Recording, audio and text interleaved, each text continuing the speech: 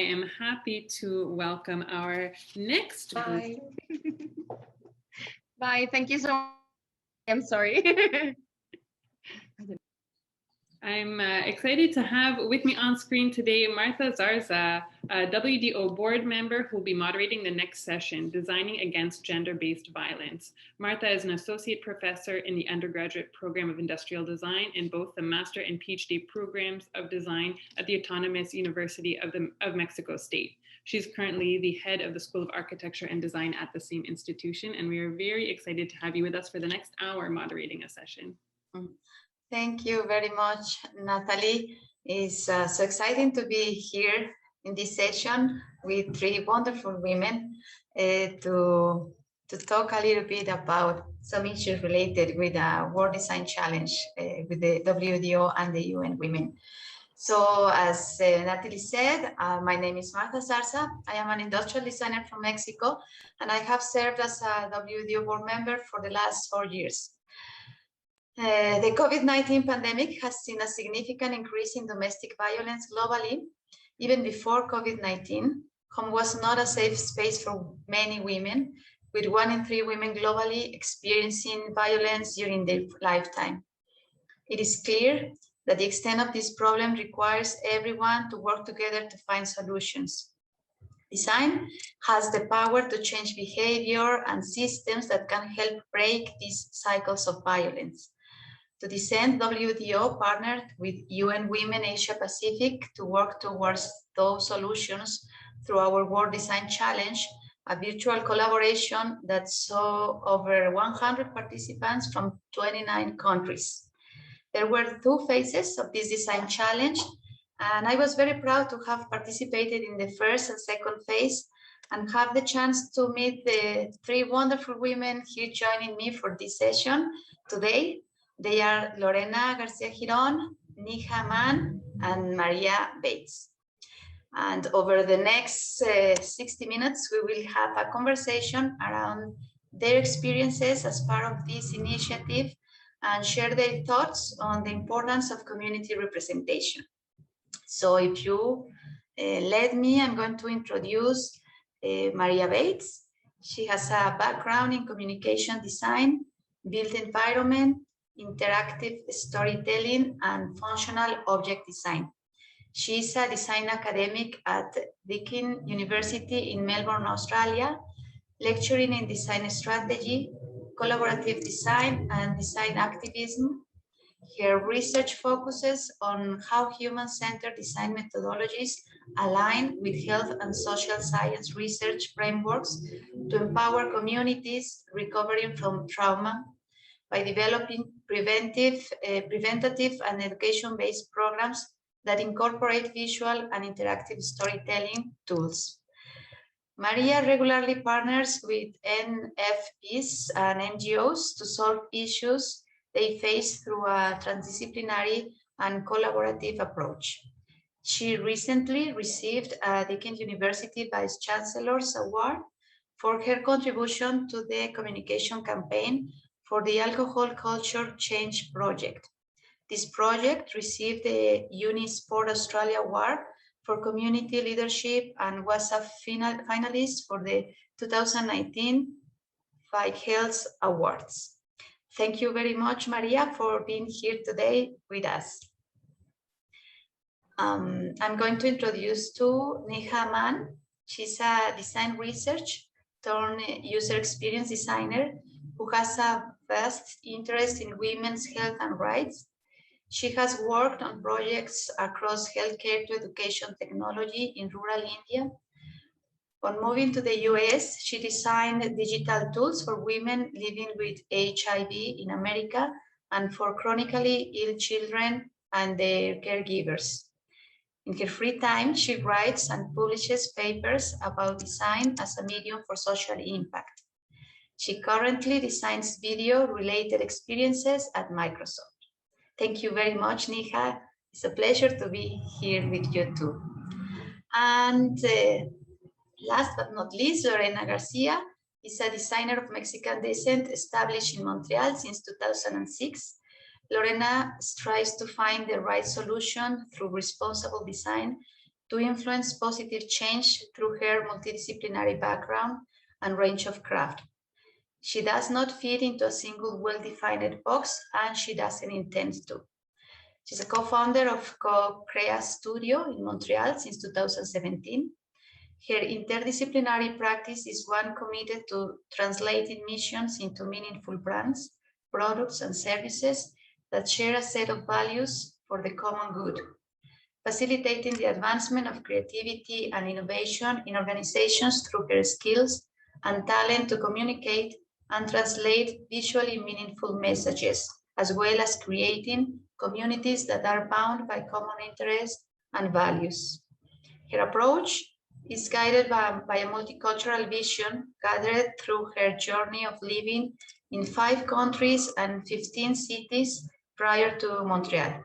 She combines traditional craftsmanship, digital manufacturing, critical thinking, research, and sustainable development to deliver both responsible and innovative proposals. So thank you, the 3 of you, to be here today for sharing some of your thoughts about the design challenge that we worked a few months together. So for starting, I would like to make the first question, and I would like to hear your thoughts about it. What motivated you to participate in this challenge? Maybe we can start with Neha.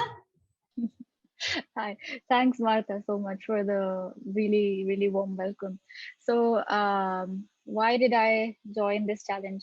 So, as far as I can remember, my mentor, Brooke, she sent it to me. I was still in grad school back then, and she sent me the link saying that, hey, this seems perfect for you. And I read it and I was like, okay, it has to do with, women's rights, and it also has to do with design. I was like, okay, this is perfect for me. And I do have the time right now to do this. So that was one, I mean, since my mentor sent it, I knew it would be great. I've also worked in this field before, so I understand that it's a complex topic, and I was very curious to see how we would do this, remotely around the world. So that was a really exciting part.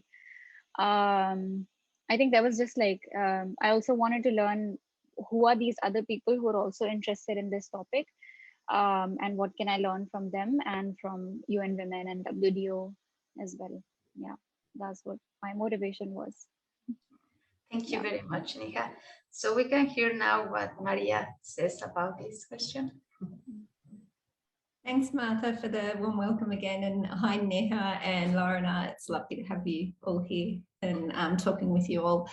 So I suppose I come from a very long background of wanting to use design for social good. I think when I very first, as a teenager, wanted to do design, that was my main focus, was to help others through something I thought I'd be good at. So I couldn't be a nurse because I hated blood. I couldn't be I couldn't be a doctor, all those sorts of things. I thought, I can't help people through that, but I'm quite good at problem solving and art. And so that also came into design. So I really, from a very young age, really wanted to be involved in something that helped people. And throughout my career, which has been quite a long career, I've worked for a range of different organisations that have tried to do social good or sustainable design, and looking at the way that design as a process really involves people and the audiences within the practice of design, and not always assuming what our end user could be. And that was sort of, I suppose, even before we the whole design thinking or those sorts of buzzwords came about. So it's something that I was really drawn to from a very young age, and have tried to sort of channel my work practices around that throughout my whole career. when this came up, I think it was one of my colleagues that sent it through and said, oh, do you want to be involved in this? Because I'd previously worked with violence against women and organisations in Australia. And I thought it was a fantastic opportunity to work in a similar area to where I'd already been working, but with people across the world. So, and being able to sort of integrate my knowledge and what I knew from a very first world perspective into bringing that into a more developing nations area, and how that sort of would come about, and how my experiences and others' experiences, and how I could learn from that outside my own sort of area. So that was sort of what drew me in, and also obviously being very passionate about women's rights and looking at how we can sort of all collaborate together to create really resolved and in-depth outcomes through design practice. Great. Thank you very much, Maria.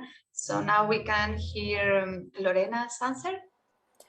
Well, I think it's a little bit of what Neha and Maria have already said, but in my case, I remember that there was the Me Too movement, very strong here in Montreal, and I got the invitation through the World Design Organization newsletter, I think, and it was this chance to feel that I could do something through what I know how to do, that I could contribute, that this gave me purpose and that it had meaning. And also, I come from a family of designers. My mother is an industrial designer. My brother is an industrial designer. I am not. I am a graphic designer. But my mom attended an ICSID. I guess it was the design challenge in that time in 1996 in Mexico, and I remember the way she shared it with me. It was a very transformative experience and very rich. So when I saw this, I just jumped at the occasion to be able to connect with my peers in design, but also to have this positive impact through design. Great. Thank you very much, Lorena. Funny enough, you must know that Lorena's mom was, and I used to work together in Mexico at some point. So when I saw her name in the WDO challenge, says, is Lorena the mom? And then I realized that it was the daughter, because I met her very young. She obviously doesn't remember me. The world is very small, huh? After all. It's very small, yes, after all. Anyway, thank you very much. So we have another question for you three. Is which country or location did you design for? Did you have a representation from there? On how was the process in the design challenge that we are talking about? We can start maybe now with Maria. Yeah, thanks, Martha. So I suppose as Martha originally sort of said, we had a phase 1 and a phase 2 of this design challenge. Our phase 1 started last year, and we were put forward challenge questions. Each group was assigned a different challenge question and a different focus for their research and their solution that they were going to come up with. So our group, I was actually lucky enough to be in with Neha and also Martha, and our group looked at the way that I'll read out the challenge question actually. So how can we promote behaviour change to reduce violence against women by influencing parents to raise children to reject harmful gender stereotypes and violence? So we were very lucky to have a range of different people in our group from many, many different areas across the globe, with experiences both in the Pacific area and also predominantly in regional India. So whilst people lived mainly in cities, I will put the question in the chat in a minute. But whilst we all came, and a lot of the participants came obviously from a place of privilege, I suppose, compared to who we were designing for. In our phase one, we really wanted to delve in deep and empathise with that audience. And so we were looking at the whole Asia Pacific region originally. We had participants, as I said, that had worked with Pacific nations, as well as in India and in Nepal.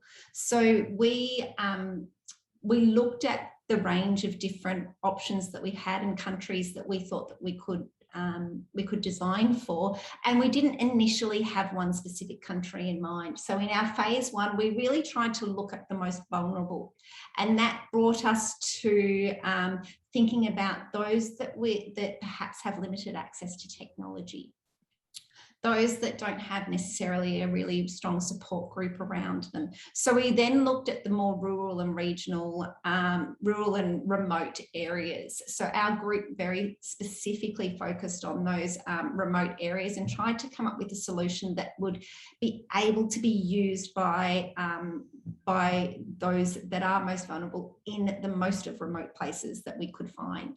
So as I said, in phase one, we didn't have a specific country in mind. When we came into phase two, we were asked to narrow that down to think of where we could pilot our program. And we looked at, we really were torn in our group as to whether to go the Pacific area or more in the Nepal and India area. That was probably the two areas where we had the most expertise in our group. And so in the end, we investigated into both of those areas and then narrowed down into working with Nepal. And I'll leave that there because I also want to hand over to Neha later after this question of how and why we went in and worked with people in the Nepal region.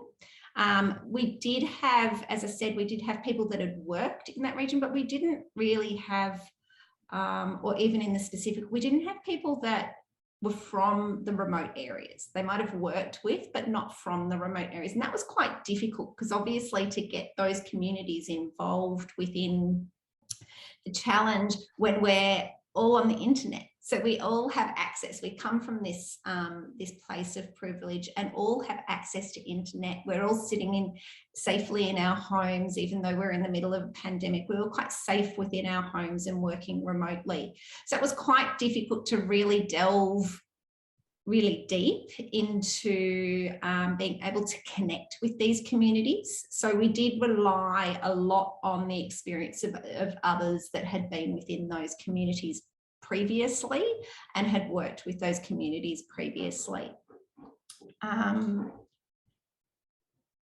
Yeah, the process in which that sort of then happened was that we empathised, we shared our experiences and we connected as much as we could with those and really tried to spend a lot of time listening to other people's experiences and how they'd managed to work with remote communities before, what the problems were with working in that space, acknowledging our own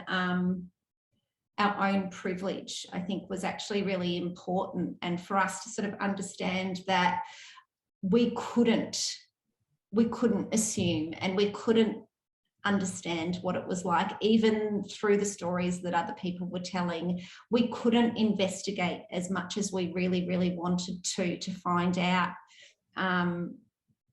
what the really complex issues of these communities were, even though we had people that had worked within these areas before. And so it was, it became something that our whole group decided that we couldn't do. And once again, I'll get Neha to elaborate on how we overcame that and what we actually did within our project to think about that. But it was something that we found quite difficult. especially in doing these things remotely. And if we had have been able to go into those regions, we probably still would have only been able to go to the capital cities and not travel deep into those areas of remoteness that we were designing for. So there's always sort of that tension between trying to come up with a solution to a problem that we can only really try and assume some knowledge. We can learn about it, we can listen, and we can try and understand, but it was sort of second and third hand information. So it was a difficult thing, and I think in the end, in our solution of wanting to involve community within that process, I think was a challenge. Thank you, Maria. So, Neha, do you want to add something, as Maria was suggesting? No, I mean, I think Maria covered it perfectly. I can, I think it's, I'd love to hear from Lorena because she was from a different group. And then we can, I think, get a little bit more into what did we do to mitigate that lack of representation. Yeah. Okay, thanks. So, Lorena, we can hear you. Okay, so I was part of Team 3, which was emotional action, and our mission, vision, and value proposition, I'm also gonna cheat a little and read from what we wrote, was to build healthy, nonviolent family relationships by engaging people emotionally, inviting them to empathize with others and themselves, and creating the motivation, support, and commitment for change. So our mission was to humanize perpetrators, empower survivors, and activate bystanders. We did this through an interactive traveling exhibition that was, as Maria said at the beginning, we really aimed at the international, so it would just travel. It was thought of so that it could travel to cities and remote places. And then in phase 2, we had to narrow it down. We ended up doing it for, well, wanting to do the pilot in India, in the region of Uttar Pradesh, and going from there to Nepal, to province 2. And these were areas that were pinpointed because of the high statistics of violence against women. As for representation, we didn't have that much representation of those areas in our team, so it was quite a challenge. We had a couple of participants from India, but they were not from that region in particular. And then we had one of the thought leaders that worked in Nepal, and she became our source of information for Nepal, because at the beginning we were really just aiming to do it in India, and they UN Women Nepal approached us and said, we really want this project in Nepal as well, so we combined both of them. And while the process was, we established a route with 10 stops between the two countries. Also, another thing that Maria mentioned was privilege. I think that during the experience of being part of this challenge, we were confronted, I say we because I'm sure I was not the only one, with the fact that this was trying to design for a culture that we didn't really know in depth, that we didn't have the time to get to know in depth. I personally have never visited any of those two countries. I don't speak the language. And I had previously been very critical of people who did that. So it was a tough lesson in humility and in understanding the limitations, but also the benefits of this kind of challenges, right? Like, you put together a lot of people that have so much talent and so much goodwill to make an impact, and for sure you're not going to get a solution that's 100% accurate, but it's much better than none, right? So I think that covers the question. Mm-hmm. Thank you very much, Lorena. Neha, would you like to say something now? No. Sure. I think, yeah, Maria already spoke about our group, but we didn't have anyone from Nepal, which was tough. We had a lot of people from India, and a lot of times we think that our culture is very synonymous to that of Nepal, but the nuances are what make all the difference. So that's what was the trick, that we had to find what are those differences, and then how do we tap into them? What do we do about it? Which we really didn't have anyone in our group to do that. Yeah. Okay, thank you very much for your answers. We have another question that would be, did you alter your approach or solution to be more contextual to the pilot location? And we can start now with Lorena. Okay, we did. So we designed for this traveling exhibition to have 12 stations, to be based on a truck. I think it was 1 or 2 trucks that would open up, and there would be tents around. The 12 stations were based on universal emotions or concepts, I guess. It was a welcome station, the inspiration, empathy, understand, reflection, motivation, resources, empowerment, collaboration, commitment, support, and sustain. So, as I said before, we felt a little bit limited in how to design for people that we don't really know, but we do know inspiration, we do know empathy, we do know reflection.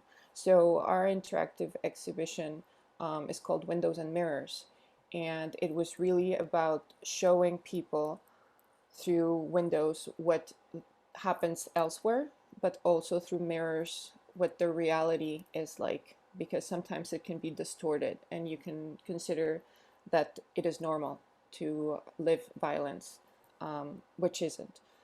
So we designed for each of one of these stations a high-tech and a low-tech solution, taking into consideration that we would be in remote areas for some of the locations.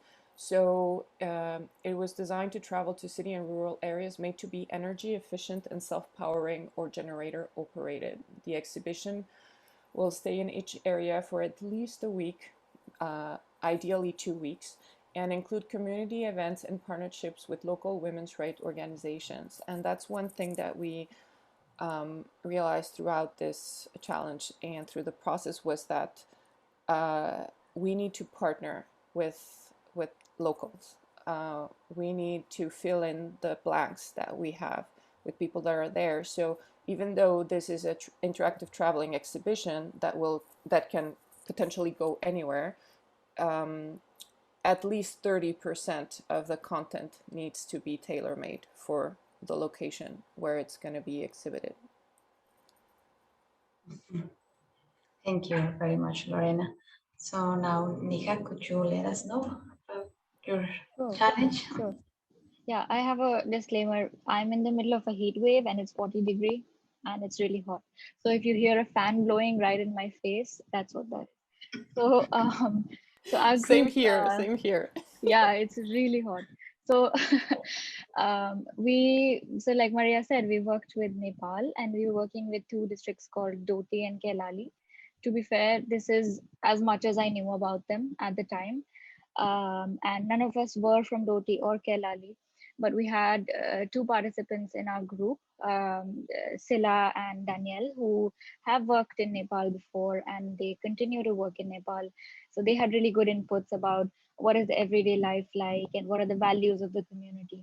But we also did, obviously we did our due diligence trying to find good resources online to do our proper research. So in terms of actually designing the solutions, we had a book and a card game. I mean, if we oversimplify it, yeah, we had a book and a card game. So to do that, we were a group of designers and we could have done that right away. But we took a step back and actually designed a workshop, so a participatory design workshop to say that the main focus needs to be that we need to invite the community in to design this with us.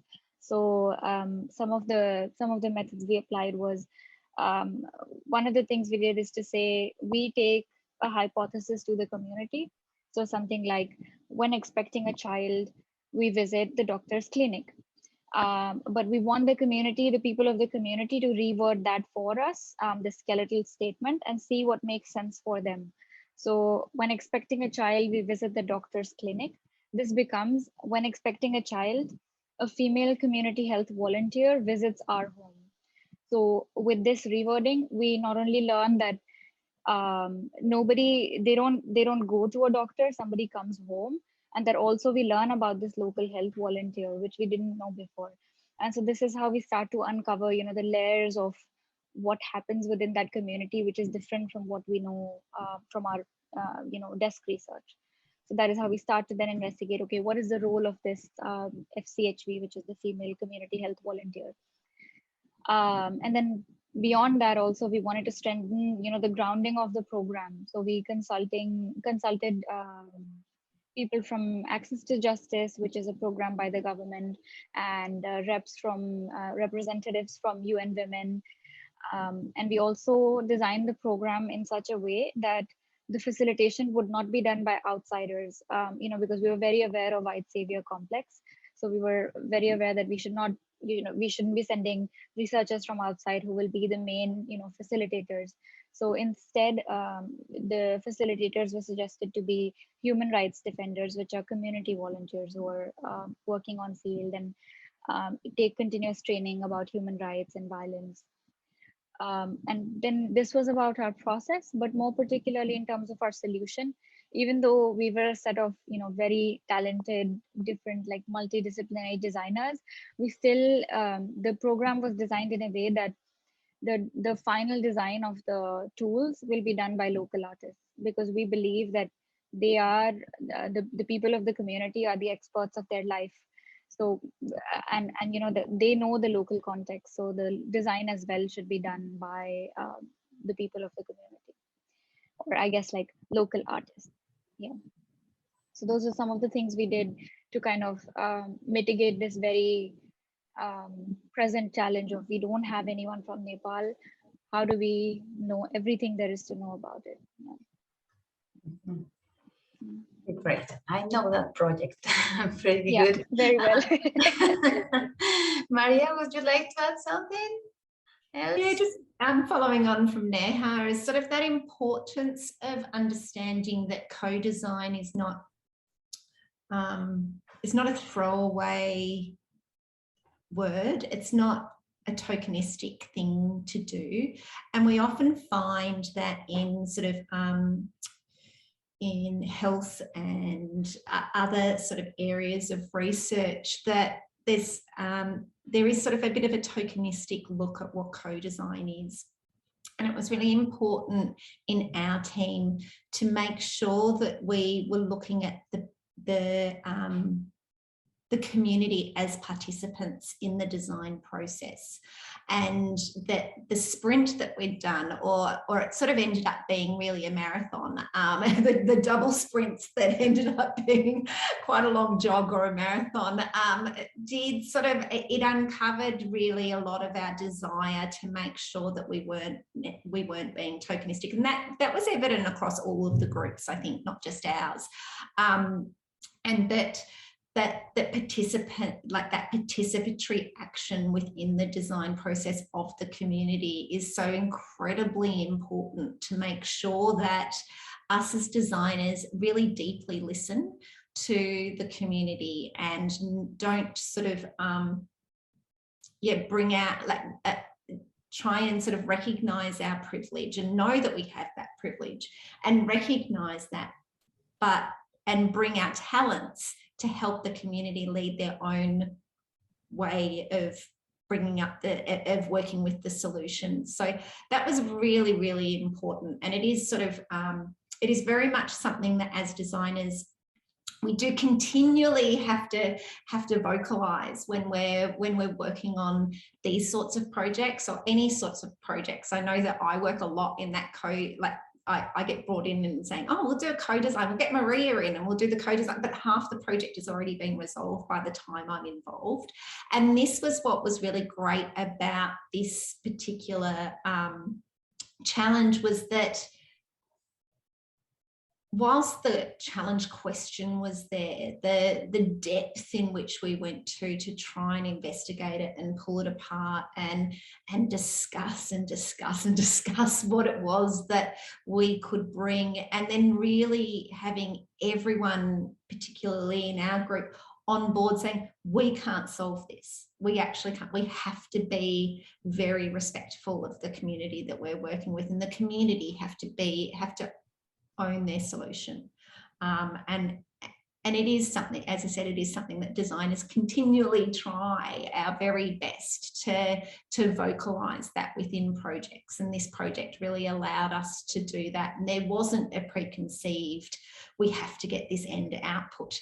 And which was a really nice thing, because often when you're working with funded projects or you're working with like other organizations, they really want that end goal, and this was a really lovely process of how that sort of could develop further and be transportative across lots of different regions, and though each of those regions would design their own content and their own way, and so what we came up with this framework that allowed them to do that. And so, yeah, it was a great process to be involved in that way. Thank you very much, Maria. Neha wants to add something else. Yeah, I was just reminded of how, even before we selected Nepal as a region, we were in our first phase quite careful about how is this going to scale? Whatever we're making, how is this going to scale? So, we can imagine if it's a book, it's going to be in multiple languages. So if we make it for Nepal, it's going to be in Nepali. But apart from the language, we were also thinking about how could it be just completely illustrated? And that's how we made it, that for someone who actually does not know how to read, so it needs to be in the visual language of that particular district, and then also have, not have any text and just have visuals. So that was step number one. But then step number two was also, we were thinking about how would this go to Fiji, to India, to urban India? How would this then scale?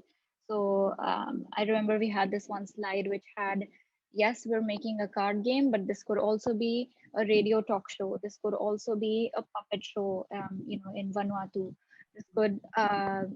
This could also be an app for urban India for new parents. So just that thinking about, like, how is this going to be extensible, and we're not making something, like, even though we're trying to make something very contextual to Nepal, how do we still keep it broad enough to be extensible? That was one of our focuses. Yeah, sure. Thank you very much, Neha. Lore, do you want to add also something to your Yes, it just came to me as you were talking. One of the challenges as well was that throughout our process we decided to aim at the perpetrator as our main audience, and then the bystander as a secondary one, and take the weight off of the victim or survivor from having to change things, right?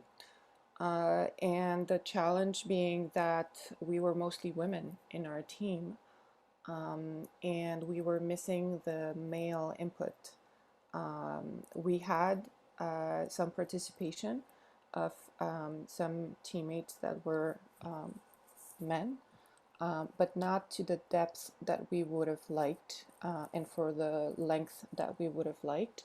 So that was tough, because we had to rely on data. We had to rely on we were lucky enough to have Lindsay McLean, who is amazing, and she's really an expert in in the subject of violence against women, and she has a background in anthropology, I think, and sociology.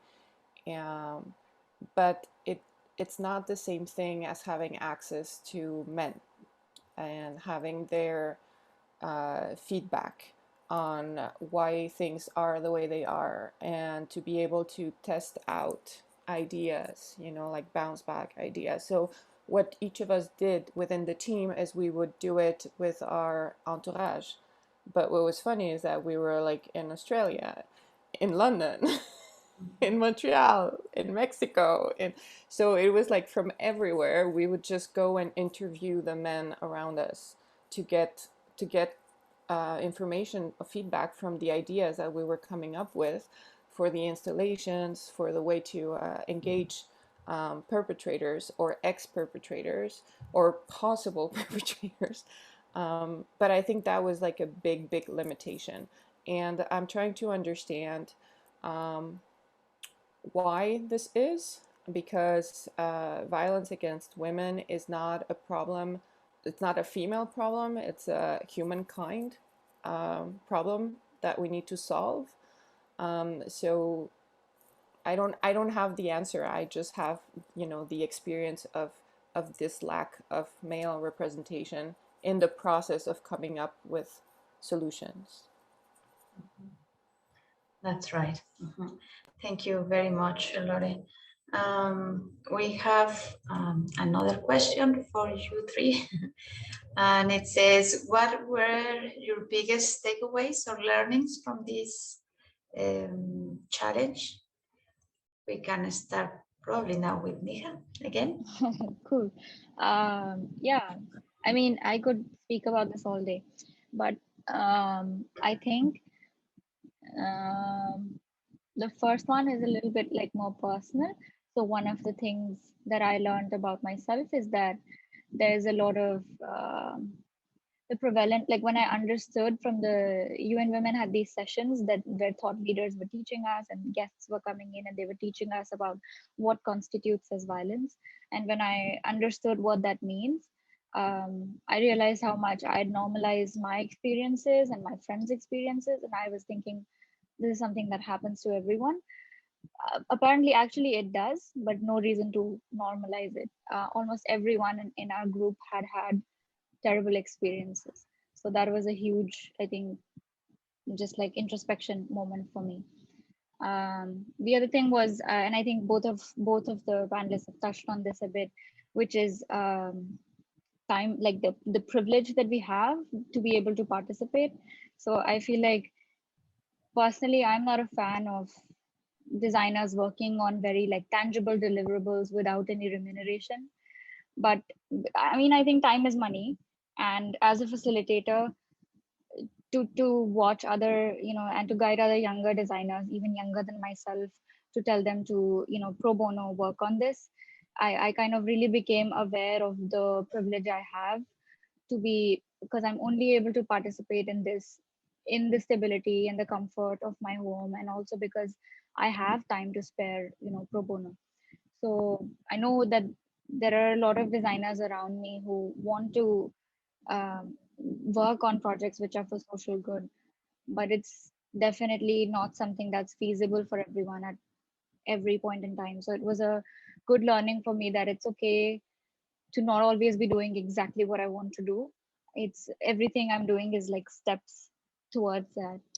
And then more in terms of the project itself, I learned that having a critical lens was really beneficial for us, for our group.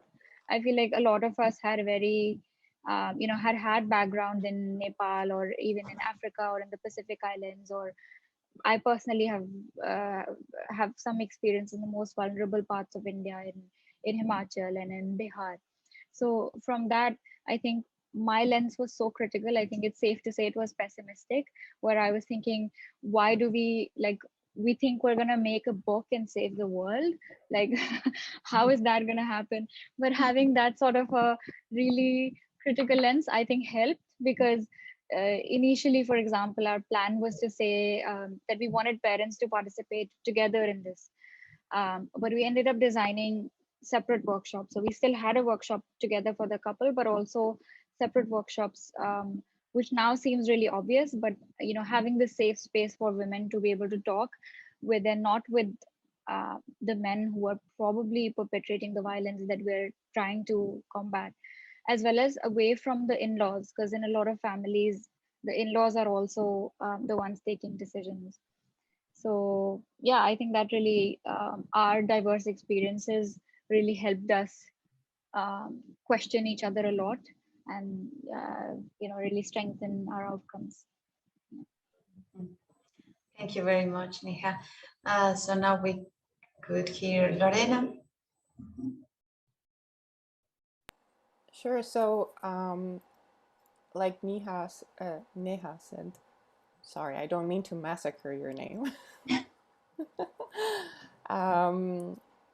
I also had a lot of insights while working in this project, and it's a hard topic. It's so hard that we had a counselor on call, and I think that was a great thing to have, because you need to be able to work through what it's coming up to the surface in order to be able to design better, and that process of having personal things come up through what you're seeing, the sort of mirror and window analogy again, is what fueled our idea.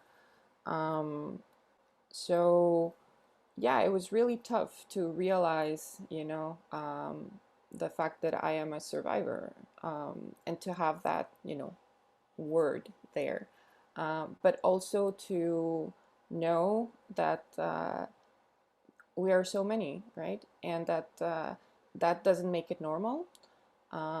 It just it's hard to explain, but it sort of empowers you to say, if we all address this, it really has to change.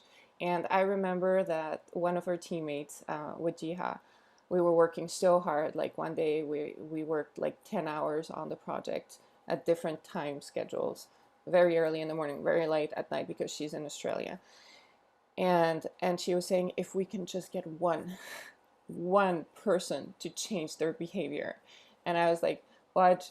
This is gonna reach, like, in the first road, it's gonna reach about 6,000 people. I think that one person, and she's like, I don't care about 6,000, just one. This has to be meaningful. Like, this has to work, because we're giving it our all. So I learned through this experience that there are different work environments. I had never been in a working environment surrounded by so many designers. I was usually the only designer or the most senior one. And this was an amazing journey, because we would work on things in different schedules, and at night before going to bed, I would contribute to the mural, and then I would get up the next day and things would appear, right? And it was like Christmas, because everybody had put in their contribution and they made it better. So that was this magic, of synergy, of working together, and also a very, very safe space. I had never worked in such a safe space.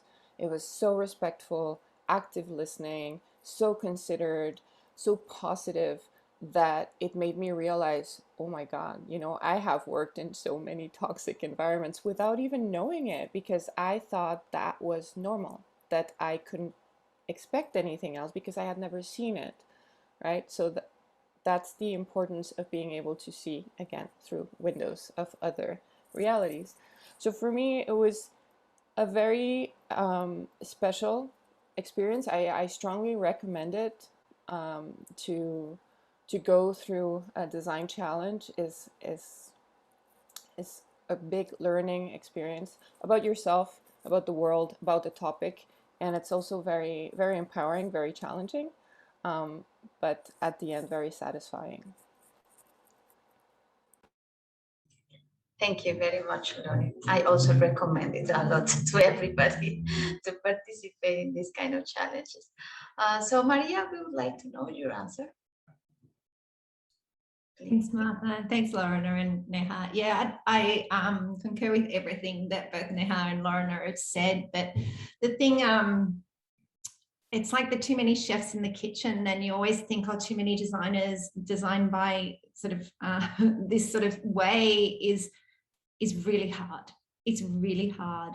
But it also, to me, it was because I'm used to being the lead designer or the person, as Lorena said, the person with the experience that can bring in and shift the way that we look at things, and to have so many voices that came from a very similar background, and to have everyone's voices heard, it was a really transformative experience. It taught me to listen more, even though I always say, yes, I work in collaborative ways, and I have to deeply listen to people, but it taught me how to step back and listen more. It taught me to not be so rigid with my process of design, and we were constantly breaking the process. Like constantly breaking it. We were not following the rules. We were not doing what we should be doing. We were doing things before we should be doing it, and after we should be doing it. And as a facilitator, like Martha was one of our facilitators in the first phase, and we must have driven her insane. But Neha and I had the opportunity to be the facilitator in the second stage, and I think we were at some points going, we're not achieving what we need to achieve, but that patience, and it taught me patience. Like, sorry, Neha, you say so something. sorry to, but like, no, what you're saying is so true. We had a whole process defined on the mural, and we were like, yeah, we're just gonna ignore all of that and work under it, make our own process. We had completely made our own process, and even like the participants would come in and say that let's just make, you remember like one time we just made 2 circles, and we were like, yeah, that's all we needed. We just need 2 circles. We need to bucket our ideas. That's all. So yeah, the process was really agile, super agile this time. Yeah, the same. It was the same for our team. Like we ended up having like 2 parallel processes, because we realized that the creative process was very important, and we needed to separate it from the more rational or logistic one for The checklist. Yeah, the checklist. But we would see the calendar, and it was just unachievable. Like we would have needed 3 months, but we managed to do it in 4 weeks. Well, 6 weeks total, right? Yeah, so that sort of level of patience. Do you want to know, I also met some of the most amazing people. Like what I've taken away is friends from this. Like, and we went through such an in-depth, it was a lot of personal sharing. And that's not normal in a project, really, like that. But because of the topic, because there was a majority women, but we did have, we walked away with really true friends. And it was really an amazing thing. I also walked away with, even though in my past I've worked on similar projects but different, but now to say I was involved in a UN Women and WDO design challenge across 2 different phases, and how we broke the process, and sharing all that with people, and what we did has actually, whilst I completely agree with Neha, it's a privilege to be able to have the time to do these challenges. But the takeaway from that is now I'm often, like, I've already, and we only not long finished the challenge, but I've already been invited in on really fantastic projects because of this experience. So to be able to speak about the experience, and to be able to sort of take away these learnings and be able to talk about them, and be able to adjust the way I facilitate design challenges myself. And that's just been incredible. It's been such a fantastic learning curve, and now to have friends across the world is really, really great. And I wouldn't have been able to travel had COVID not been here. I wouldn't have been involved in that process. So I sort of thank COVID in some way for bringing us all together in this online space and making online collaboration work. Like, it was the most collaborative thing I think I've been involved in across a 24-hour period. It wasn't like a normal design challenge where you go in and you've got 6 hours together in a workshop and then you go away. This was 24 hours of constant work. So it just, and so the depth that was able to be put into that was incredible. Thank you, Maria. Neha, do you want to say something else? Were you? I just, I just wanted to add that, like, what Maria is saying about we made so many friends. Yeah, we made friends, but they're all not only friends, they're also designers, and they're also people who care about the exact same stuff we care about. So it's really a special opportunity that way. Yeah, sure. We have a few minutes, 3 minutes to finish our session, but I don't know if there is some questions from the audience. There was somebody here asking for Maria, how can they follow your work? Because they really like your perspective. Is there a place where they can follow your work, Maria? I'm terrible at documenting my homework. To be perfectly honest, I'm always so busy doing the work that to document it is all. It's my failure, I would have to say. But just through LinkedIn is probably the best way at this stage, and I do acknowledge my documentation of work needs to improve, so there might be more appearing soon. Great. I guess it would be nice if Lore and Neha tell us also how to follow the work that you do. Oh, well, we have, I can write it in the chat. We are on Insta, we have a website. I should put the website, right? So my brother and I have a studio that's called Co-Crea Studio, and it's based in Montreal in Mexico. So I can just put it in the chat while Neha shares so that there's no awkward silence, please. Sure. Yeah, I also just wrote down my website, which is surprisingly, it's almost up to date. I've never heard a designer say that, but yeah, I have a, you can connect with me on my website, and LinkedIn is fine. Yeah, thank you. Okay. Ours is not up to date. We're actually working on putting things up. But we're like Maria, like you're so busy doing things. We realized we hadn't uploaded any projects for the past like year and a half or 2 years. It's horrible. We've just kept on working. So, but probably in the next month, things will be up to date. I think designers need to employ other designers. Yeah, normally you do. You get someone else to do it for you. Yes. It helps updating the whole information in your web page. Okay, I guess there are no more questions from the audience. So I just really appreciate your time. It was really great to see you again. The most beautiful thing of the design challenge for me, it was to make new friends, to know people from other places and amazing women, mainly because, as they said, we had a lack of representation of men, but the few men that worked with us were also great and they did a great job. So I really appreciate your time, and I hope everything is okay and good for all of you, wherever you are. And thank you very much for your time and your nice conversation. Natalie, that'll be all for us. Thank you very much. Thank you, all 4 of you, for moderating, for speaking, for sharing your personal and your professional experience with us with regards to the design challenge. We did post in the chat here on Zoom a little while ago a link to the report from the first phase of our design challenge with UN Women Asia Pacific. So if you're interested in hearing a little bit about, what Team 3 was that Lorena was participating on, or some of the challenge statements that they worked with, please do visit wdo.org because we have information in that phase 1 report, and we would love for you to take a look.